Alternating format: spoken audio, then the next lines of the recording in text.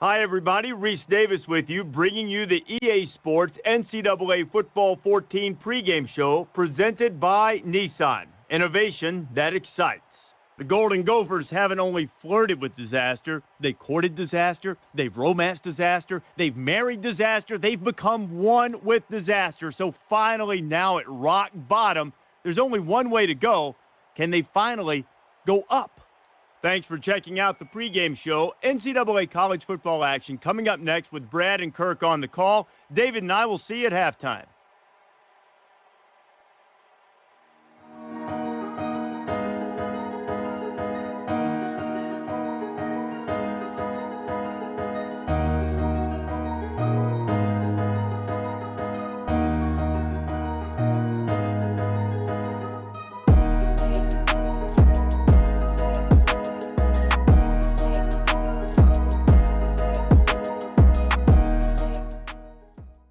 And now let's head down to the coin toss, and is brought to you by Coke Zero. Real Coca-Cola taste and 0 calories. Enjoy everything. Welcome to Minneapolis as the 4-2 Nebraska Cornhuskers look to end their 2-game losing streak and get their first win in Big Ten play against the 0-7 Minnesota Golden Gophers. Nebraska, in their white shirts with the black pants, are going to be kicking off first. And we are underway. Minnesota haven't won a game yet. They're 0-7. They lost to an FCS team, but so did Purdue. And Purdue beat us. So, yeah, I don't know what to expect. Looking at Minnesota's lineup, they've got a very good interior offensive line. So I expect them to pound the run up the middle. Pretty good running back as well. Quarterback doesn't look anything special. He's got an accurate arm. Looks like they have a defensive tackle playing fullback. A big man leading the way in the first play of the game. It is a big carry. We kind of expected they do a lot of runs through the middle. I didn't expect a 300-pound fullback to be leading the way. But Trey Potts breaks 2 tackles in the backfield and breaks off a huge carry on the first play of the game. Well, that was obviously not how I wanted this to start. Minnesota already on Nebraska's side of the field, and they've only ran one play. And they're out of shotgun now. It's going to be a handoff, not a fake handoff.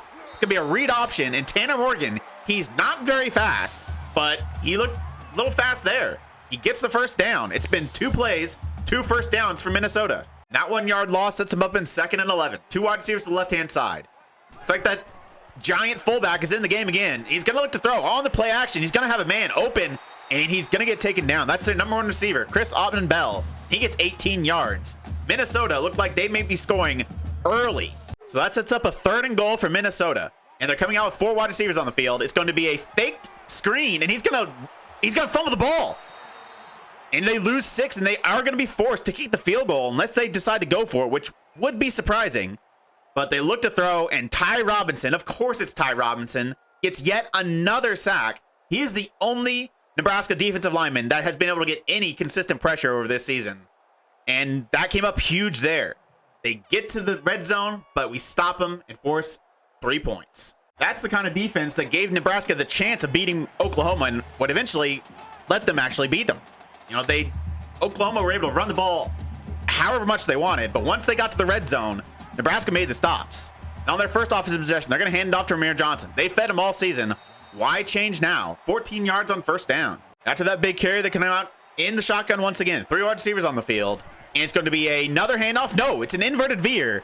And Adrian Martinez breaks a tackle, and he gets yet another first down. Minnesota's first 2 plays were first downs. Now Nebraska's first 2 plays are first downs. Looks like Nebraska are choosing to come out today in a lot of varied shotgun looks to start this game. So far, they've all been handoffs. Will this one be? 2 running backs in the backfield. Yant joins Johnson. And it's going to be a faked handoff, a triple option. He's going to pitch it, but Minnesota plays it very well, but a broken tackle, another broken tackle. Ramir Johnson should have been hit for nothing, but instead he gets 17. 3 plays, 3 first downs. Nebraska's running game have been completely shut down over their 2-game losing streak. So far today, it's been going well. And on first down again, they're going to look to run, but this one doesn't work. He gets hit in the backfield. Fortunately, he breaks the tackle, but only enough to get back to the line of scrimmage. Now do they look to throw for the first time in this game? Bunch to the right-hand side, and they are going to throw. 2nd and 10. He's going to get the ball out on the little curl route. He finds Samur Toure. Gets 6 yards, sets them up in 3rd and 4. Nebraska are in field goal range, so even if they don't get this first down, they can still tie the game up. But with a good drive happening, they'd like to get 7. And they're going to be another handoff up the middle. Ramir Johnson gets the carry, breaks yet another tackle, and he gets yet another first down. 9 yards, sets him up in 1st and 10. On 1st and 10, it looks like it could be a blitz from Minnesota. The safeties are both creeping down. And 4 wide, they're going to look to throw. It's going to be a blitz from the left-hand side. He's going to look for the end zone. He's got a man, but he massively overthrows him. That is a gimme touchdown, but AJ Martinez throws it out of the back of the end zone. They're going to come out 5 wide. Ramir Johnson slots to the right-hand side. He's going to come in motion. Is it going to be a run? It's going to be a play action. He's going to look to throw. He's got a man open. Once again, would have been another touchdown, but once again, he's inaccurate, and they're forced to only get a field goal when they had 2 golden opportunities to get 7. I feel like with the looks Nebraska got on those last 3 plays, the vast majority of offenses in college football would have scored a touchdown there. Nebraska definitely cannot give up chances like that. It's a golden opportunity, 2 golden opportunities to get 7. Sets up 3rd and 4 for Minnesota. It's going to be a 4-man rush. It's going to be a freaking screen. I couldn't remember it for a second. It's a screen. And he converts it. 11 yards for Trey Potts. Minnesota have a new set of downs. How did I forget the word screen? I don't know.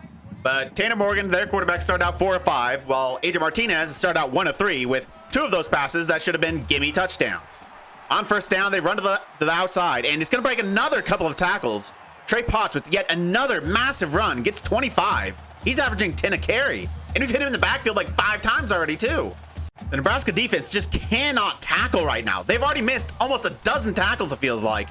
4-man rush for Nebraska on 1st down. They're going to find a man over the middle, and Ottman Bell, their number 1, gets 20 yards. They're already back in field goal range, but they want 7 this time. In the red zone, they've got two running backs to right hand, so they're going to hand off to the fullback. They hand off to Axel Ruschmeyer, their, I'm assuming, defensive tackle playing fullback, but he gets hit for no gain. Minnesota spread him out and looked around a quarterback draw on 2nd and 10, but it only got 2 yards. So now they're in 3rd and 8. And they're going to be out of shotgun. They're going to hand it off. On 3rd and 8, they're just going to hand it off up the middle, and Trey Potts goes nowhere. I thought this Minnesota offense would dominate running between the tackles, but that's not been the case so far. They've had all their success running to the outside. And they're going to stay in this shotgun look. Austin Allen is in the backfield, though. And it's going to be another carry up the middle. Ramir Johnson, he gets it and more. Gets about to midfield, 14 yards on 3rd down. Ramir Johnson has started this game very well. We've seen this happen over the past 2 weeks. And eventually teams have started to crack down on the run game, and the passing game couldn't compensate for it. That's going to have to change today. 1st and 10 now for Nebraska, near midfield. From this bunch look, they're going to look to throw on a play action. And AJ Martinez, what was that? It looked like he finally made the correct decision to scramble until he just decided to throw it away when he had a clear lane. What is he doing right now? I don't think we can trust Adrian Martinez to run this passing offense. His decision-making is awful. He just can't do anything right. And on 2nd and 10, they look to run to the outside, but it gets hit in the backfield. 4-yard loss, and that's basically drive over. They cannot convert a 3rd and 14. Now would be a good time for Adrian Martinez to prove me and everyone else wrong, because from what we've seen so far, he cannot do anything here. 3rd and 14. He has to throw. He has failed in every single time in this situation. Can he change that? 4-man rush, and it's nowhere close to anyone. He might be benched. After a punt from Nebraska and a 2-yard carry on 1st down from Minnesota, they now have the ball 2nd and 8. 4 wide, running back stays in the backfield. They can still run here, and they are. Counter run, and he's going to have space. They've not had much success when running from I formation or with tight ends on there, but when they spread them out, they have found a lot more success. They need to go back to that. And Minnesota do spread them out once again. 3 wide receivers on the field now. Tight end is on the field. It's going to be another handoff up the middle. Is he going to get another good run? He is. A 1st down once again. Trey Potts gets 11. They're going to stay in the shotgun look. 2nd and 5 now. They are really spreading them out. It's going to be a blitz for Nebraska. They're going to look for a throw up the middle. And it is going to be Chris Altman-Bell once again. He gets 12 and moves the chains. With the 1-yard loss and the 5 yards lost on the false start, it's now 2nd and 16 for the Minnesota offense. That defensive tackle playing fullback is still in there. And it's going to be an absolute destructive hit in the backfield. Quentin Newsome from the edge absolutely destroys Trey Potts. And now they're set up in 3rd and 18. In this kind of situation, you have to think Minnesota's just trying to get into field goal range. It's going to be a blitz for Nebraska. He's going to look for his man over the middle, and he's nearly intercepted. JoJo DeMond nearly picks him off for the 2nd time, and we finally force a Minnesota punt. We thought it might happen, and it looks like it has. There's a new quarterback out there for Nebraska. Adrian Martinez has been benched, and redshirt freshman Logan Smothers comes in. 1st and 10 on this drive. And they're still going to look to hand off at the middle, and another run blitz for Minnesota. 4-yard carry on 1st down from Revamped Johnson. But now with a new quarterback, can their passing game get going? We might still see some of Adrian Martinez in obvious passing situations, but his complete inability as a passer the entire season means he cannot be the out-and-out starter at this point. The offense is just completely ineffective with him under center with no threat of a pass. 2nd and 6 now for Nebraska. And they're going to look to throw. The first throw for Logan Smothers. He's actually going to look to take off. He's actually got more speed than Adrian Martinez. Not as good at breaking tackles, but 90 speed, and he shows it off there as he gets 7 yards. It gives them a 1st down. And that sets him up 1st and 10. 2 running backs in the backfield. Yant back there as well. And it's going to be a handoff up the middle. Yant gets the carry, breaks a tackle, and he breaks another, and he gets a big 1st down. Gets him just past the 50-yard line. And he gets 19 yards on his first carry of the game. We haven't seen Logan throw a pass yet, but this Nebraska offense already is starting to look a little bit better. 1st and 10, bunch to the right-hand side. It's going to be a play-action pass. Is he going to throw? He is going to throw for the first time, and, well, that has shades of Adrian Martinez. He overthrows him by about 5 yards. Nebraska might just have to accept that they can have no passing offense this entire season. Because what we've seen from Logan Smothers so far, first try, he took off. Second try, he was completely inaccurate. 2nd and 10 now. At midfield, he's going to look to throw once again. He's going to find his man on the crossing route. Samori Toure gets about 6. His first completion of the season. Sets him up in 3rd and 4. And it looks like Adrian Martinez is back on the field for this play. 3rd and 4. And it's going to be a handoff up the middle. Revamped Johnson, he's going to just barely get the 1st down. And after that brief appearance by Adrian Martinez, Logan Smothers is back in the game on 1st and 10. Minute 30 left in the half. He's going to look to throw on the play action. It might have got knocked down at the line of scrimmage. That incompletion sets him up in 2nd and 10. 4 wide for Nebraska. And Austin Allen's going to come in motion. It's going to be a handoff, no, read option. And Logan Smothers is going to look to take off. He's got the edge, but he only gets about 5. Now on 3rd and 5, Logan Smothers is going to stay in the game. And they're going to spread him out 5 wide. And they're going to look to throw. 4-man rush, and the pass is not even close. Adrian Martinez started off like 1 for 5. And now Logan Smothers is 1 for 4. And on 4th down, they're going to look to get the points and attempt a long field goal. It's 52 yards for Connor Culp. And it is up. Is it good? To tie the game, he does. The field goal's good. The game is tied 6-6. But half is not quite over yet. Minnesota going to have the ball with a chance to drive the field and maybe get their lead back. Nebraska's offense looked like it was finally starting to get a little bit of a rhythm. But once again, a completely ineffective passing offense stops their drive. And now Minnesota to see if they can start another one. But on 1st down, he has to throw it away. Sets him up 2nd and 10. On 2nd down, they're coming out 3 wide. Running back in the backfield. They are going to look to throw. It's going to be a 5-man rush for Nebraska, but he's got his man over the middle of the field. It is Chris Ottman-Bell once again. Minnesota take their first time out. So now they're going to come out 1st and 10, 4 wide, near midfield already. 4-man rush this time for Nebraska. He's going to look for his man at the sideline, but it gets knocked down and almost intercepted. 3rd and 7 here. If Nebraska get a stop, they might be able to get the ball back with a chance of getting some points, but that would mean their passing offense would have to do something. But it doesn't look like they're going to get that stop. The man coverage for Nebraska seems to be working right now, so I expect them to stick with it. 4-man rush this time. He's going to have time and look for his man. He finds him, and he's going to get another 1st down. He's going to break a tackle and get 15 yards. Jojo Mont eventually brings him down. 18 seconds left for Minnesota now. They're going 5 wide, and they are going to look to throw. 4-man rush once again. He's going to look for his man down the sideline, and he's nearly intercepted once again. Nebraska should have 3 interceptions at this point, but they have 0.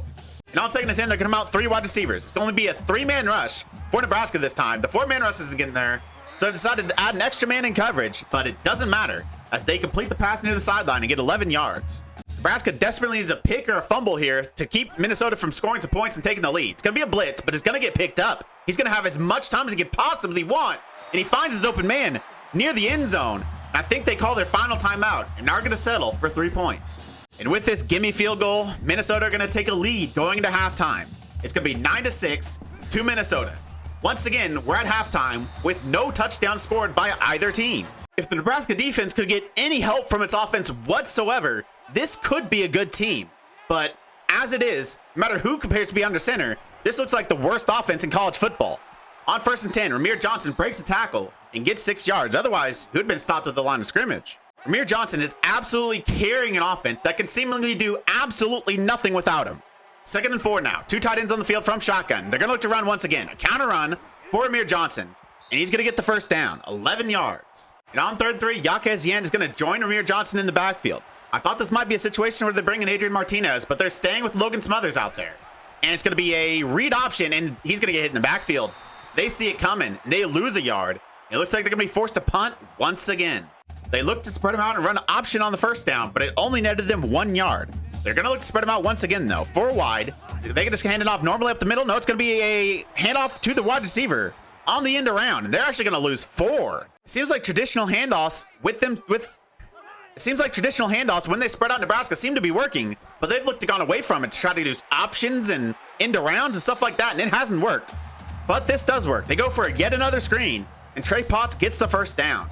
Nebraska desperately needed a stop there. I think Tanner Morgan might have thrown for more yards there on that pass than Adrian Martinez and Logan Smothers have combined on this game. 1st and 10 now. He's going to throw by the sideline. He should have been picked off once again. Nebraska, usually so good at getting these interceptions, have dropped 4 already.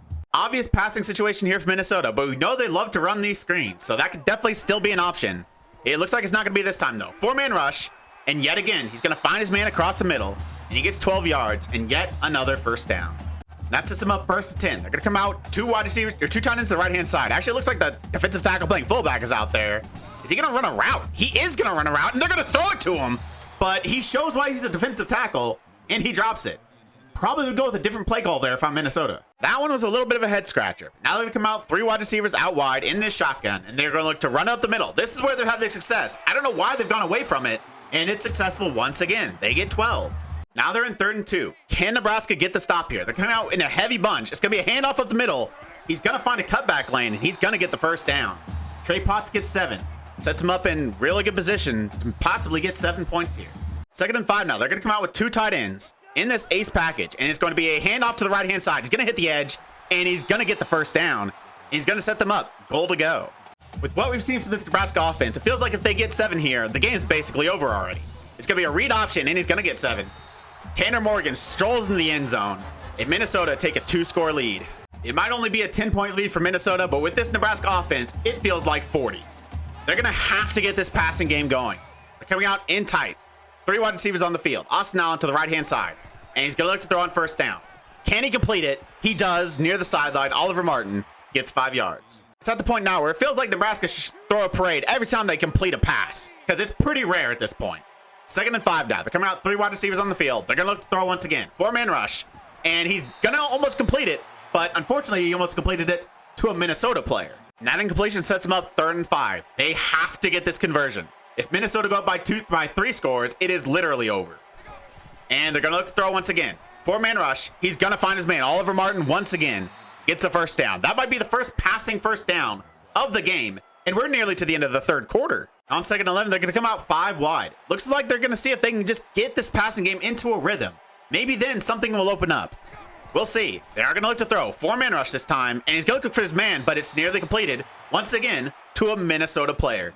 This passing offense is completely woeful. That means Nebraska is in a 3rd and 11. I feel like we should just punt at this point. Why not? They're going to look to throw, though. They kind of have to. 2-man rush once again, and he's going to complete it basically to the sticks. He gets 5 yards, but what's the point? But they kind of have to go for it here. Why not? They are going to look to go for it, but the play clock is running down. 4, 3, 2. They are going to get it off. It's going to be a blitz for Minnesota. He's going to find his man, but of course, he throws short of the sticks, and so it's a turnover on downs. And to add insult to injury, their best receiver, Samori Toure, is now injured. Can they just forfeit this game at this point? It doesn't seem to matter who's under center. We see the same thing for Nebraska. An inability or just a lack of trying to throw downfield. They choose to check down every single play that they do actually complete a pass, and most of the time, they just don't complete it. It'll be another screen for Minnesota, but this one doesn't come off. 3rd and 3 now. And it looks like Nebraska are expecting a run. It looks like it might be the a wildcat play. It is going to be, and he's going to look to run up the middle. Trey Potts fakes the handoff, but Nebraska were in goal line, and so they stop it in the backfield. Looks like they force a punt, but it doesn't mean anything if the Nebraska offense can't complete a forward pass. 3rd and 6 now. They have to convert here. They can't go forward on 4th down in this field position. They're going to look to throw. 4-man rush once again for Minnesota. He's going to look for his man near the sideline, and he completes a pass further than 5 yards down the field. Let's get the parade going. They've finally got a passing first down that went over 5 yards. 16-yard reception for Omar Manning. Sets him up 1st and 10 near the 40-yard line. They're going to look to keep throwing. A blitz from the right-hand side. The quarterback's going to blitz, and he's going to look to beat him deep, and he does. He attempts a deep pass, and he finds Oliver Martin.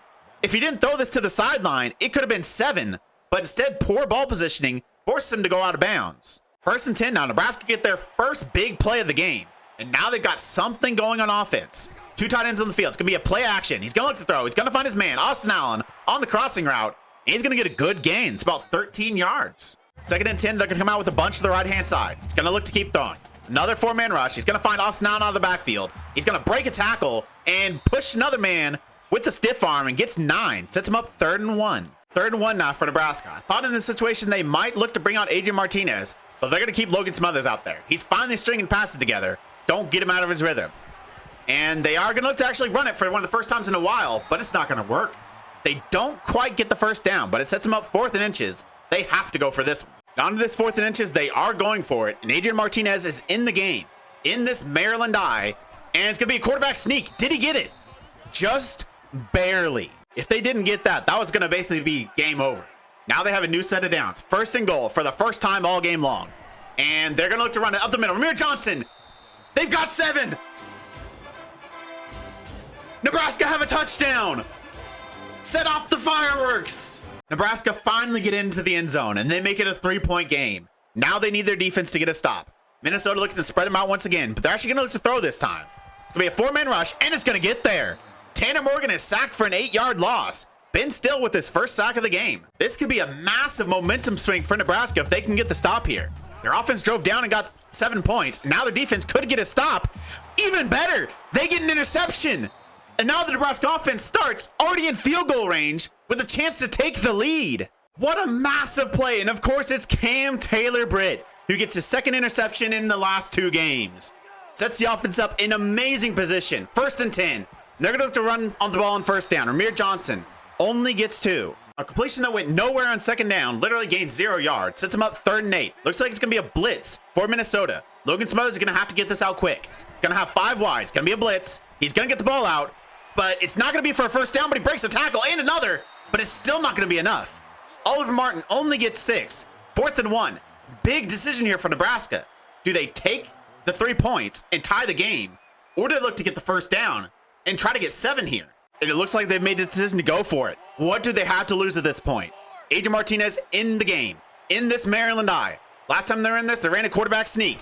This time it's going to be a pitch to the outside, and he's not going to get there. He gets no help from his blockers, and he gets hit for a loss. All of his blockers cut inside and leave the cornerback completely unblocked to hit Ramir Johnson in the backfield. And their risk doesn't pay off. Their interception results in 0 points. Looking at this again on replay, this should have been a walk-in touchdown. He has 3 lead blockers. If any of them decide to try to block the cornerback, it is the simplest walk-in touchdown of Ramir Johnson's career. But all of them cut back for some reason, like he's running up the middle, leave him all alone with the cornerback, and he stands no chance. 2nd and 8 now. If they can get a stop, the offense still has a chance to at least get 3 points. They're going to run it. They go to the outside this time. They get a good gain. 6 yards. Sets them up in a very comfortable 3rd and 2. And Nebraska are only going to have 1 timeout left. They have to get a stop here or the game's over. And it looks like they might be selling out for the run. They're going in goal line on 3rd and 2. And it's going to be a handoff to the right-hand side. He's going to get hit and brought down. He only gets 2. 4th and 1.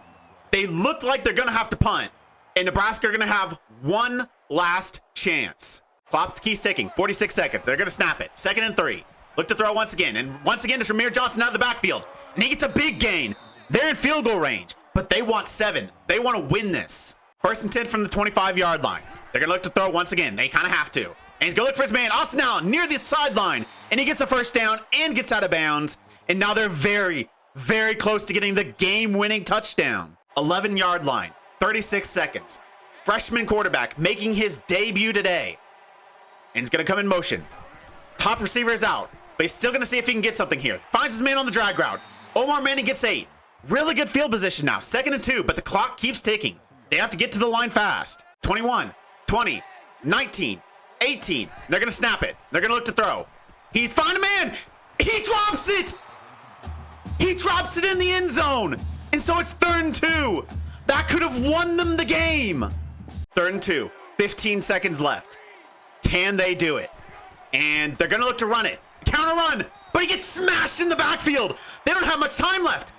4th and inches. This is going to be it. They have to rush to the line and get a play in quick. 2, 1. They're not going to get it off. The game ends. And Nebraska loses. Ramir Johnson was inches away from winning the game. But it isn't to be. They go for it on 4th down in field goal range to try to get the touchdown. They don't get it.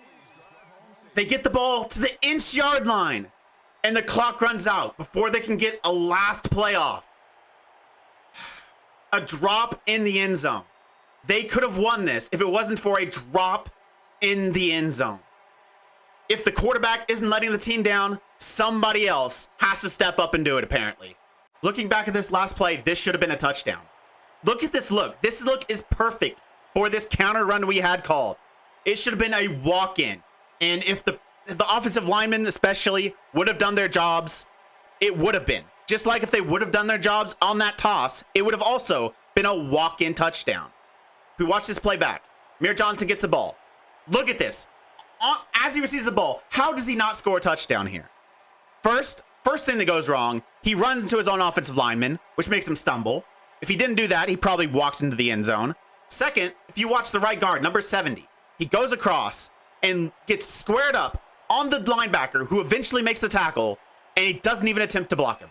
He runs right past him, and he runs right to the backfield, hits Ramir Johnson on the 1-yard line, and they can't get a playoff, and the game's over. Ramir Johnson broke so many tackles this game, but he couldn't break the one he needed to give them the win. The last 2 losses were frustrating, but this one has to be the most frustrating of the bunch. There were 4 different occasions where if an offensive player would have just done the job, the easy job they were supposed to do, we would have comfortably won this game. First, in the first quarter, AJ Martinez, wide open receiver, corner of the end zone, misses him by 7 yards. Second, also in the first quarter, same drive, AJ Martinez, once again, another wide open receiver in the end zone, misses him by 5 yards. Then, on the very last drive, Logan Smothers has a dude wide open on the end zone, in the slant route, hits him in the hands, and he drops it. Would have been the game-winning touchdown. He drops it, which sets him up 3rd down on the goal line. They see this perfect opportunity for this counter run. Everything is set up perfectly. Offensive lineman misses a block. He gets hit at the inch mark. Time runs out. Game over. 4 different occasions where we should have easily won this game, and we didn't. AJ Martinez started the game. He was awful. Like I said, he missed 2 wide open receivers in the end zone on the first drive. And since then, he didn't do anything else. He was awful, absolutely awful in the passing game. And he hasn't brought anything in the running game the past 3 weeks to make me want to play him. So Logan Smothers came in, and he really struggled to start as well.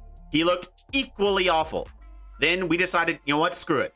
I'm just going to keep throwing the ball, try to get him in a rhythm, and it improved. He actually looked pretty solid. He made good decisions. He made accurate passes, and the offense looked like an actual college offense for the first time since, week 3 against Oklahoma? And even then, it was only at points. The rushing game was great, too. Ramir Johnson, for the most part, played really well. Again, he started off amazingly, but just like almost every single other week, they key on the running game because AJ Martinez cannot throw, and so he started to struggle. Receiving, obviously, it really hurt to lose Samori Toure halfway through the game. He is our best receiver, not named Austin Allen, but he's got a little bit more speed than Austin Allen, quite a bit more speed than Austin Allen, but Austin Allen was solid today too. Oliver Martin also stepped up with a few big plays. Defensively, I thought we were really good once again. We only gave up 16 points. There were times where they gave up plenty of yards. They kept getting into the red zone, but they kept getting stops in the red zone. But their stone hands could have also won them this game. They had opportunity to get about 4 or 5 interceptions. They only ended up with 1. I know the offense didn't do much, but with that many opportunities, you think they would have at least got another 3 points. And with that, we fall to 4-3. 0-3 in the Big Ten, losing our last 3 games. The last 2 against a 1-win and 0-win team, both of which lost to FCS teams.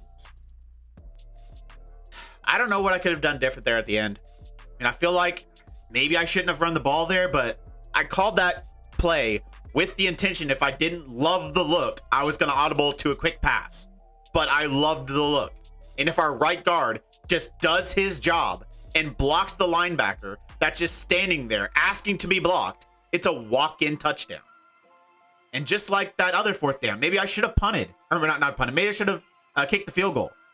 When we went for that toss, maybe I should have just kicked the field goal. But again, if one of the 3 lead blockers does his job and goes to the edge, blocks the one guy that's out wide, it's another walk-in touchdown.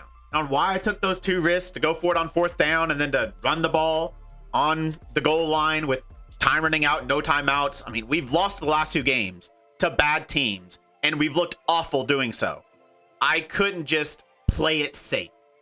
Like, if I settled for the field goal on that, when I went for it on fourth down, we tied the game. I can't predict that we're going to intercept the ball and get the ball back in field goal range to give like a winning field goal. I can't predict that. I have to assume if we do get the ball back, we're going to have to drive down the length of the field once again. We did that, what, twice total this game? The first drive and then like the second to last drive were the only times the entire game we were able to drive the entire length of the field to get into field goal range. So I hedged my bets that we wouldn't be able to do it again. And so I needed to take advantage of that opportunity. Take advantage that we finally had a drive going and get 7. It just didn't work out. Now coming up next week, we've got Northwestern. Then we take on Michigan, Michigan State, Penn State, and Iowa. If we don't beat Northwestern, we probably aren't going to win a game for the rest of the season.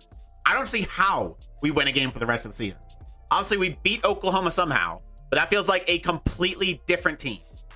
That was before teams could realize they could just only look to stop the run, and they were fine because we can't pass the ball. Obviously, we are going to have a new starting quarterback next week against Northwestern. Logan Smothers is getting his first start. Adrian Martinez cannot be started. It just cannot happen. He's completely incapable of passing the ball. So Logan Smothers is going to be the starter. He got in a pretty solid rhythm there at the end, and it looked like an actual offense for once. If he crashes and burns, then maybe Adrian Martinez can come back in. He still might play. Adrian Martinez might still play in obvious running situations like we did a couple times after Smothers came in and replaced him. But for the most part, I'm going to trust Logan Smothers against Northwestern. I feel like we're at the point of the season now where I'm just looking forward to who's going to be our starting quarterback next season. Obviously, it's not going to be Adrian Martinez. He's a senior. He's graduating. Logan Smothers, maybe, but we've got some good-looking freshmen that are probably going to be joining the team. At this point, we still don't have any commits yet, even though we have some players that are just like basically committed. They have over 4,000 points, or over 4,000 points ahead of everyone else, but they're still not committed for some reason. So we didn't have a recruiting update today. I'm hoping we will have one for next week. Hopefully we'll get some commits and we can have a recruiting update, show who we've got, show some new targets we're going after, because we have lost one big target, but we've got other guys stepped in his place. I've got a full deep dive into this team, this roster. I'm going to sign as many players, as many freshmen as I possibly can. This team is not good. It needs a complete rebuild. So hopefully I'll see you next episode for that recruiting update. It'll be just its own episode like the last one was before we play the Northwestern game. But Northwestern definitely will be coming out in the next episode. We'll be playing Northwestern, looking to get our first win in the Big Ten. We're back at home. This trophy room might be empty for quite a while. If you made it this far, why don't you like the video, subscribe, and click the bell. The links to all my socials and my Twitch are in the description. I really appreciate all your support. Thank you all for joining me, and I'll see you next time.